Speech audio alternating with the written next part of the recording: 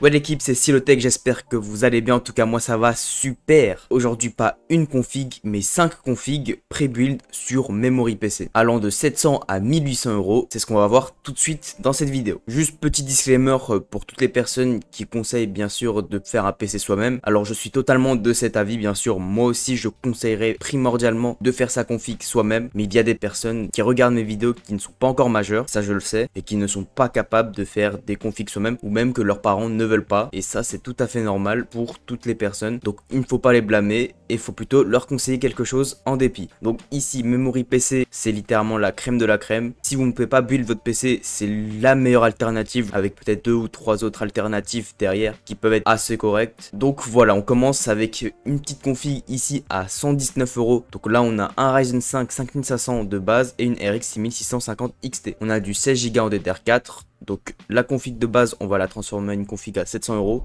C'est juste histoire de changer quelques composants en vite fait pour pas avoir de la merde. Parce que oui, c'est le seul bémol qu'il y a dans mon Memory PC, c'est que les composants qu'ils mettent après derrière sont pas super bien. Surtout quand vous configurez pas le système derrière. Donc on va quand même faire quelques changements. Je vais vous donner quelques exemples. Alors le niveau boîtier, on va garder le même. On va pas changer. C'est un boîtier qui est assez correct si on regarde vite fait. On a une petite façade mèche, 3 ventilos. Ventilo avec celui qui est derrière. Donc c'est extrêmement cool en vrai. On a la façade mèche. Bref, pas grand chose à redire. C'est la marque de Memory PC, SQ Tower. Pour le CPU ici, moi je conseille de partir sur le 5600, quitte à payer un peu plus. Mais après, si vous voulez juste faire du gaming, un 5500 fera largement l'affaire. C'est juste que pour moi, un 5600 aura quelques perfs en plus pour seulement 17 euros de plus. Pour le refroidissement, bon, on va pas prendre ce petit ventirad qui est nul. On va plutôt prendre un Be Quiet Purox Slim 2 qui est vraiment excellent pour 15 euros. On va pas s'embêter, c'est vraiment excellent comme ventirad pour des petits processeurs. Après, ne le mettez pas sur un 5800X, je pense que ça va quand même péter. En carte mère, on est ici sur une MSI A520M Pro. Donc comment vous dire que c'est une très mauvaise carte mère, même si c'est pour de l'entrée de gamme. On va plutôt conseiller ici de prendre une B550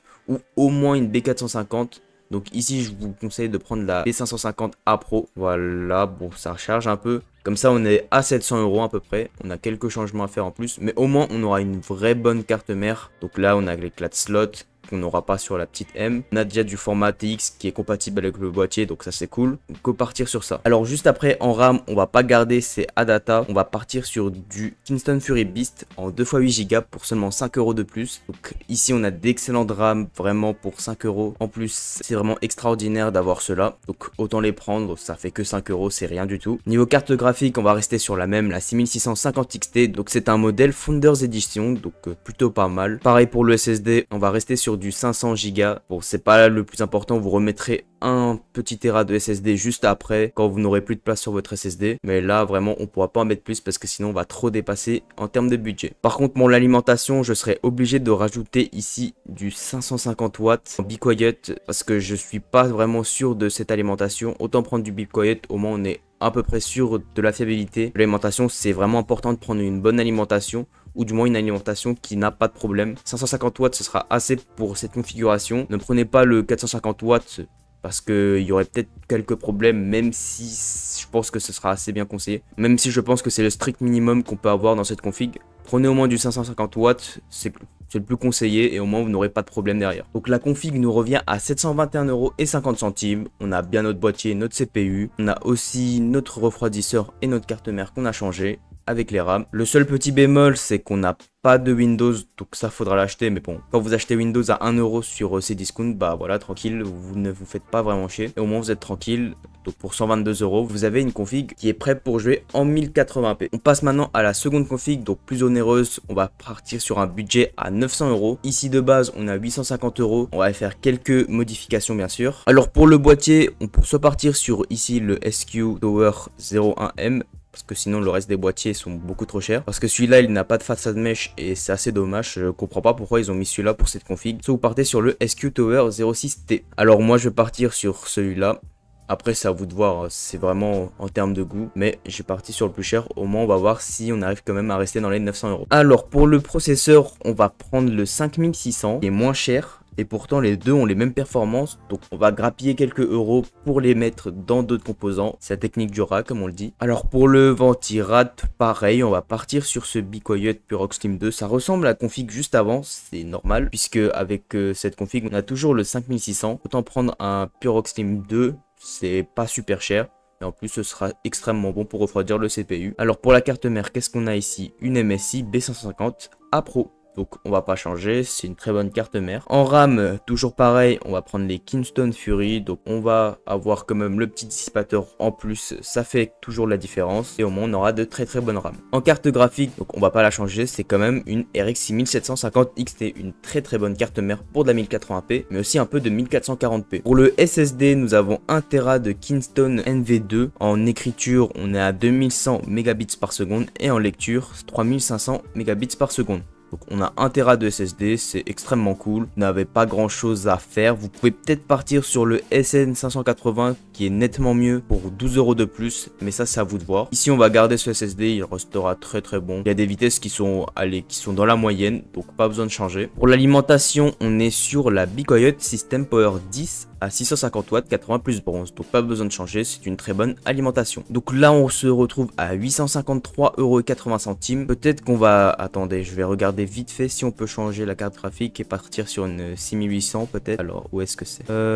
Ah, on peut partir sur une 6800. C'est extrêmement cool. Donc pour 900 €, on aura une très bonne configuration ici. Toujours un boîtier de SQ. On a un 5600, on a le petit ventirad, une bonne carte mère, on a 16 Go. On peut peut-être partir sur 32, ça dépend de vous. Mais ici, on a une RX 6800 qui est vraiment excellente pour de la 1080p déjà, mais aussi pour de la 1440p. On a vraiment un gros gap entre la RX 6750 XT et la 6800. Autant partir sur ça pour 50 € de plus, ça vaut largement la peine. Sinon, le reste des composants, c'est dans la moyenne. La BeQuiet, elle est très bien. Donc 900 € pour cette config, je suis vraiment très content. Je pense que en niveau config à faire nous-mêmes, on serait quand même plus ou moins dans ces eaux-là aussi. Puisque ici, vous avez quand même le montage. Donc c'est extrêmement cool. Moi, je trouve que on a fait une plutôt bonne config maintenant. Allez, on monte d'une gamme maintenant et on va prendre un PC ici à 1200 €. La config de base est à 1100 € avec un Ryzen 5 7500F et une RX 7900 GRE. On va faire quelques changements pour essayer d'atteindre les 1200 €. Je suis vraiment content de tomber sur cette config puisque ici on a accès à la DDR5 même si c'est seulement 16 Go. Donc on va essayer de faire quelques changements pour essayer d'avoir du 32 Go. Donc le boîtier est toujours le même, ça dépend de ce que vous voulez. Vous pouvez peut-être choisir un autre boîtier, peut-être pour 10 € un fractal. Bon, ça c'est à vous de voir. On va rester sur celui-là même si c'est dans la moyenne comme je vous le dis. Niveau CPU, alors le petit 7500F qui est plus ou moins équivalent avec un 7600. Donc pour 40 € de moins cher, vous avez un excellent processeur. On va toujours partir sur le BeQuiet, même s'ils ont essayé de faire un effort et mettre un meilleur ventirad ici. Un BeQuiet, c'est une valeur sûre, comme ça au moins vous êtes sûr à 100% de ce que vous avez dans votre config. Bon, là la carte mère, ça fait plutôt mal. On va quand même essayer de trouver une B650 et pas une A620. Ce serait assez dommage d'avoir une config comme ça. On va partir sur ici une B650 Eagle AX qui est une très bonne carte mère. Hop, pour 70 € de plus, ça fait un peu mal, mais on est un peu obligé. Pour la RAM, va falloir partir, si vous voulez partir sur du 32 Go en DDR5 6000 MHz, ici il vous faudra payer 60 € de plus, donc on dépasse largement le budget pour les Kingston Fury, ou sinon vous restez sur ces ADATA et donc on paye rien de plus. Moi je vais prendre quand même les Kingston Fury parce que d'après mon avis, prendre des RAM en DDR5 en 16 Go, donc une barrette de 8, bah, ça n'a pas trop de sens puisque les RAM en DDR5 ont déjà été faites pour du 32 Go minimum. C'est optimisé comme ça. Donc vaut mieux prendre du 32 Go. Niveau carte graphique, donc la RX 7900 GRE, une très bonne carte graphique. C'est un modèle XFX, donc le modèle de NR Info si vous voulez sur Amazon. Une très bonne carte mère, rien à redire là-dessus. Excellente, encore mieux que la RX 7800 XT. Alors qu'est-ce que je peux vous dire là-dessus? Elle sera très bien pour faire de la 1440p.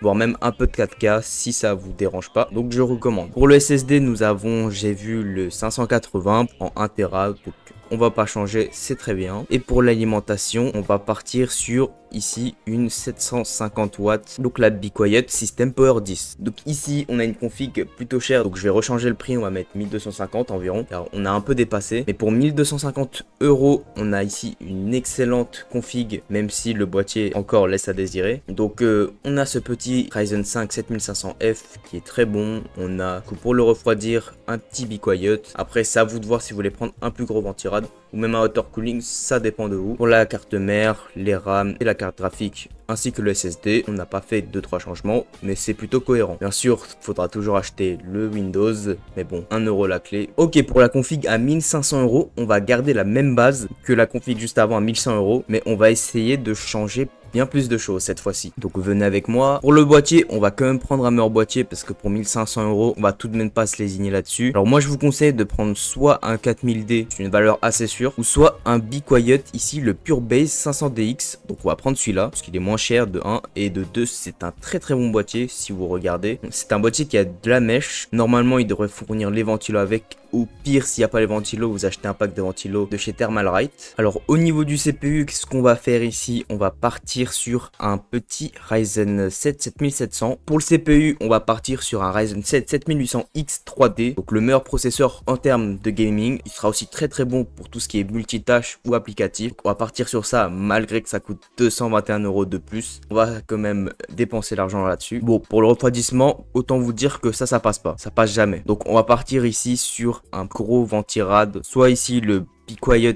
Dark 4 qui lui va bien refroidir le processeur, ou bien si vous voulez on peut partir sur un water cooling, ça dépend de vous. Un water cooling au final si vous l'achetez vous-même c'est pas super compliqué à installer, vous prenez un article liquide Freezer 3 et au moins votre petit processeur sera très bien refroidi. Ici on va partir sur un gros ventirad, donc le Dark 4 qui va très bien refroidir le processeur.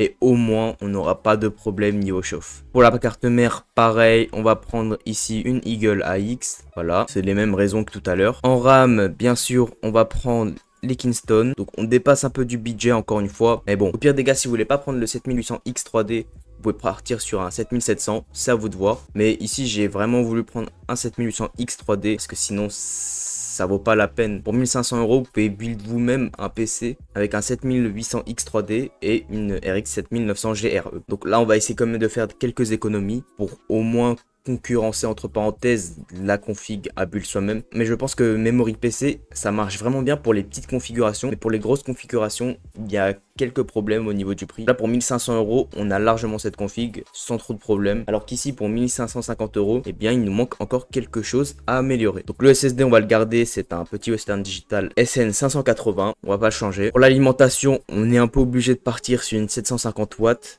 Bon, on va encore un peu dépasser le prix, mais bon, c'est la vie. Et derrière, bah, il n'y a plus rien à rajouter. Et donc, 1570 €, c'est le prix qu'on aura avec cette config. Et pour la dernière configuration, donc un PC gamer high-end, quand même, faut le dire, 1779 €. Ça va être un peu moins, mais on verra. Ça dépend de ce qui va se passer. Mais si on a du 1800 €, il y a peut-être 2-3 touches à refaire. On verra. Alors, pour le boîtier, je vois qu'on a un Be Quiet Pure Base 500DX. Donc, on va vraiment pas le changer. C'est un très bon boîtier. Bah, c'est celui que j'ai mis dans la config juste avant. Donc, comme on le voit, il y a un petit airflow. Faut voir s'il y a les ventilos qui sont fournis avec. S'ils y sont pas, bah, c'est un peu dommage. On a quoi d'autre? En vrai, c'est un beau boîtier, je trouve. Il est assez large. Il est assez grand quand même. Donc, ce sera très bien au niveau du airflow. Et vous voyez le problème déjà maintenant, c'est que là, on a fait une régression au niveau du processeur. On est reparti sur un 7700X. Alors que dans la config juste avant, on avait un 7800X 3D. Tout ça pour rajouter un petit peu sur la carte graphique qui est la RX 7900 XT qui est bien plus performante. C'est pour ça que j'ai un avis plutôt mitigé pour Memory PC. Encore pour les petits budgets, c'est extrêmement bien. Mais pour les gros budgets, autant le faire vous-même le PC. Au pire des cas, vous appelez une personne qui vous fait votre config à 50 €, il vous la monte et tout. Mais le problème, c'est que Memory PC, quand ils font des builds dépassent les 1500 €, et bien il y a